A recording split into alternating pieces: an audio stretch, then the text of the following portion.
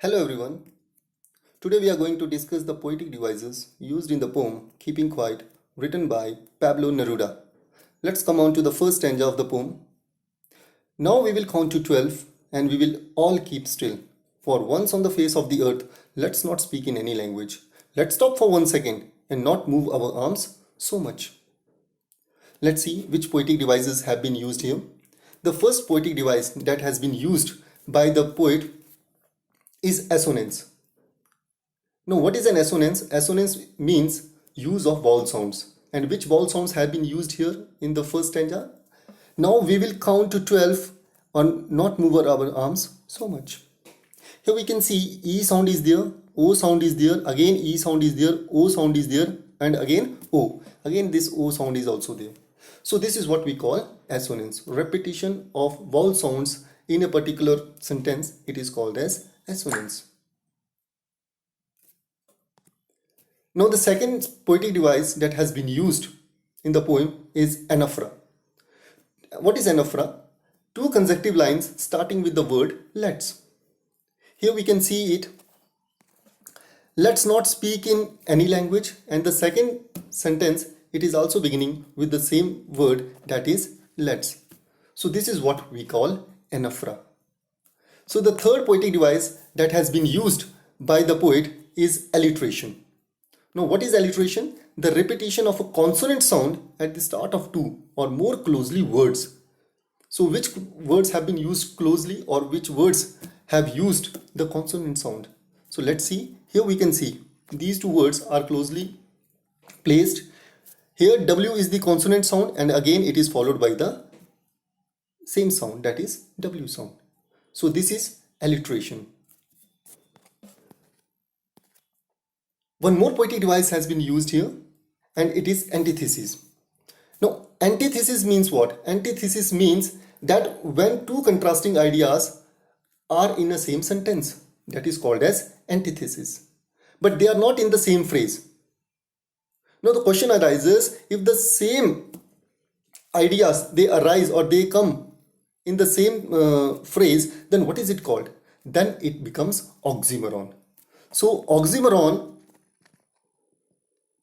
and antithesis, they both are two different terms, two different poetic devices. Antithesis means contrasting ideas in a sentence and oxymoron means contrasting ideas in a phrase. So this confusion should not be there. So here where have we used it?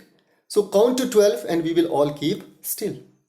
So counting is also going on and the person is also still. So two contrasting ideas in the same sentence, it means it is a antithesis. One more poetic device is used in stanza 1 and it comes here. Not move our arms so much. Not move our arms so much. Now here the word is in bold letters, arms.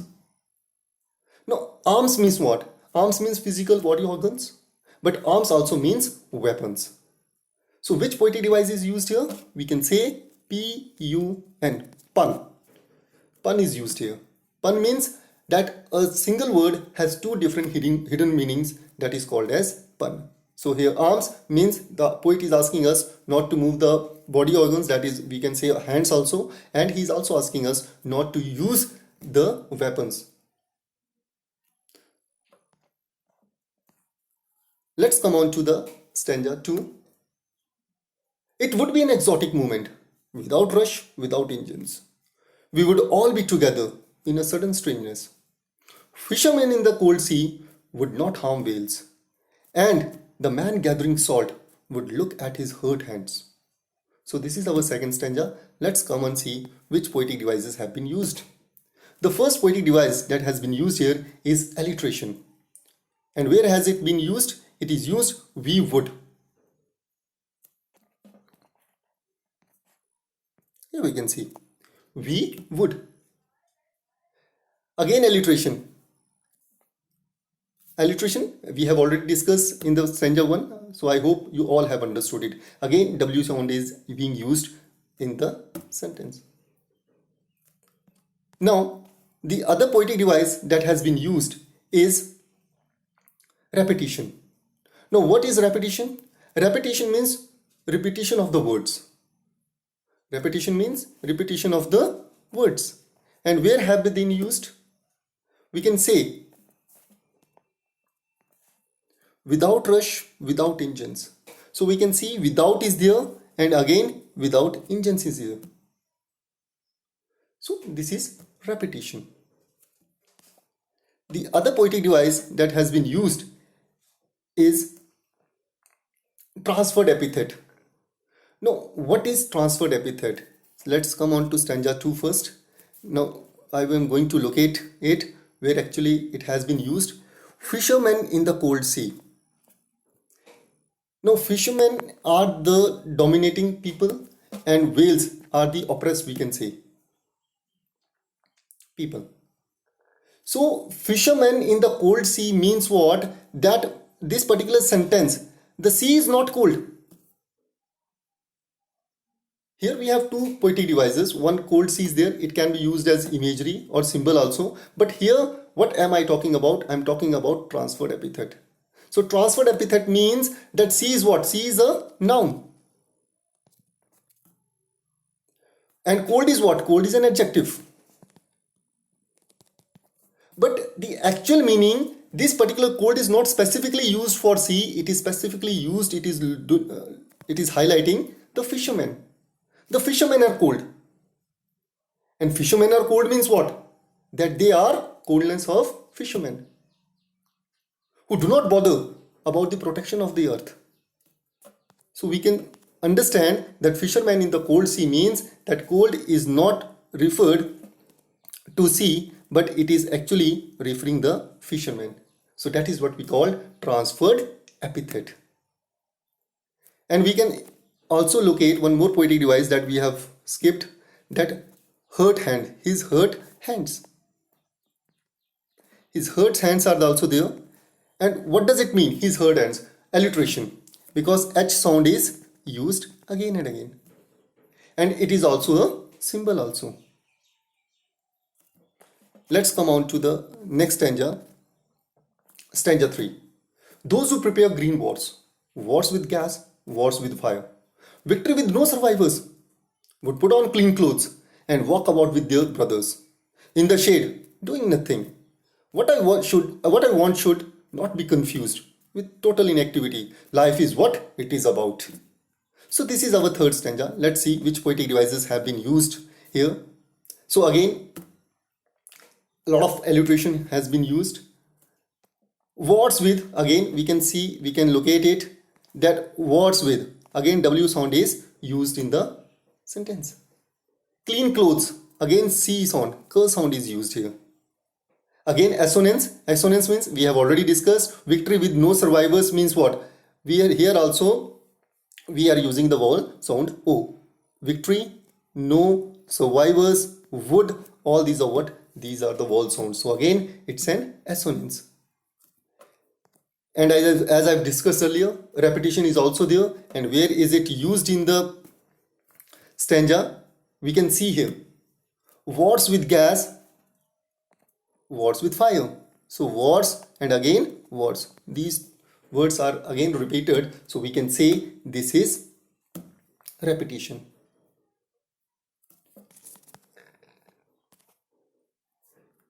So one more poetic device is used in the stanza, that is metaphor. And where is it used? Let's see.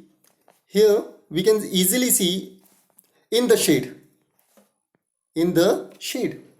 Now shade means what? Which gives us calmness, which gives us or which relaxes our mind or which gives us some comfort. But here shade is what? Shade is a metaphor. And we all know metaphor means indirect comparison. And here shade means what? Shade refers to peace. So metaphor is used in the poem, in this particular stanza. Now one more poetic device is used in the stanza, that is victory with no survivors. Now victory with no survivors means what? It is an irony. And irony in the sense that no one would be there to enjoy or to enjoy the victory over the other people. So we can say that irony has been used by the poet. Now let's come on to stanza 4. I want no truck with death if we were not so single-minded about keeping our lives moving, and for once could perhaps a huge silence might interrupt this sadness of never understanding ourselves and of threatening ourselves with death. So this is our stanza 4. Let's discuss the poetic devices used. So again we have alliteration. We were so single-minded. So again we can see that the poetic device or alliteration is used, we were. Again W sound is used. And one more poetic device is used, enjambment. And for once could perhaps a huge silence of threatening ourselves with death. Let's discuss it in detail.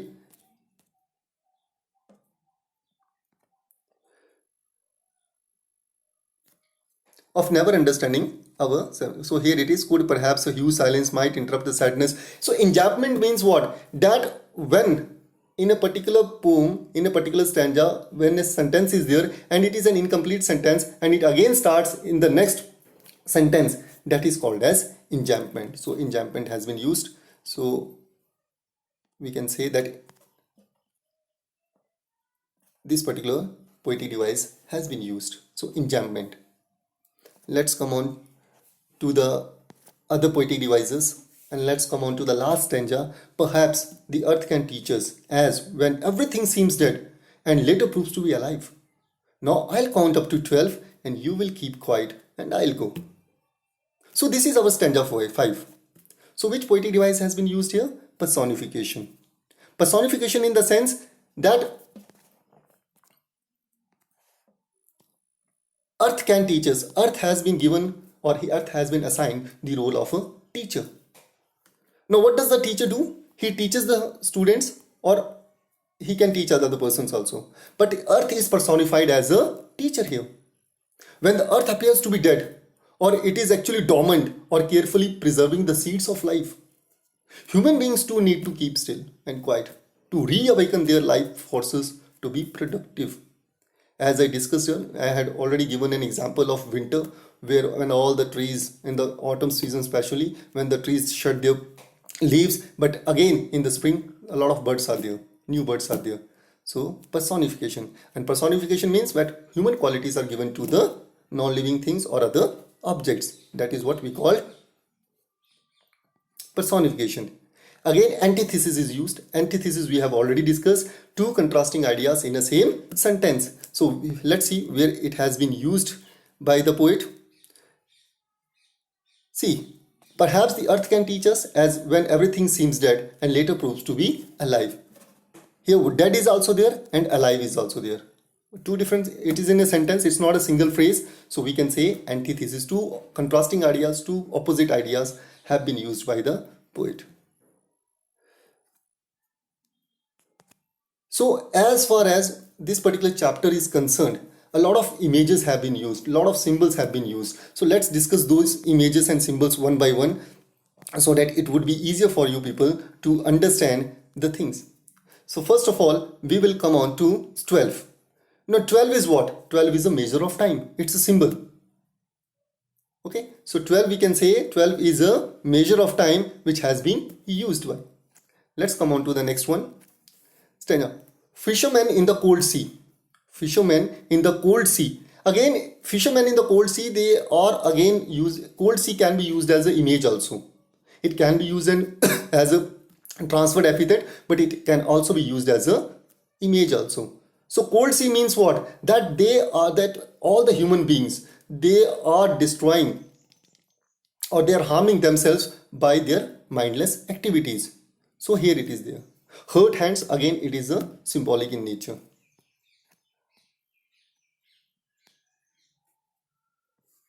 Let's come on to the third stanza.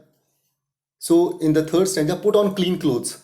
So put on clean clothes. So clean clothes means, clean clothes again is what? Clean clothes again is a symbol. It is also having the alliteration. Circle sound is there, but it is also a symbol. Clean clothes symbolize peace and change in one's perspective. So we can say symbols have been used here. And here one more is there, brothers. Brothers is also what? Brothers is also a symbol. And a symbol of what? A symbol of mankind. That are two enemies, they will come together, they will not fight, they will live under the same shelter, or they will live under the same roof. So these are the symbols that has been used. Now come on to stanza 4. Stanza 4, as we can see, perhaps one poetic device has been left, so I would like to discuss no truck with. No truck with. No truck with means no truck here is a very soft word, and that the poet says that we should not be obsessed, or we should not be obsessed with death. We should not be embarrassed. So we should always be positive, we should always be optimist rather than pessimist. So truck is euphemism. And euphemism means to use soft words in place of harsh words. For example, these days when we talk about the senior citizen is what? It is euphemism. And in earlier days it was also called as old people. So old people has replaced senior citizen. And similarly, earlier we used to say that he had died. So died was a little bit harsh word. Now in place of died, we can use he passed away. So I hope that you all have understood the poetic devices which have been used by the poet. Thanks, and do subscribe my channel for more updates and for more such videos in the future. Thanks and take care.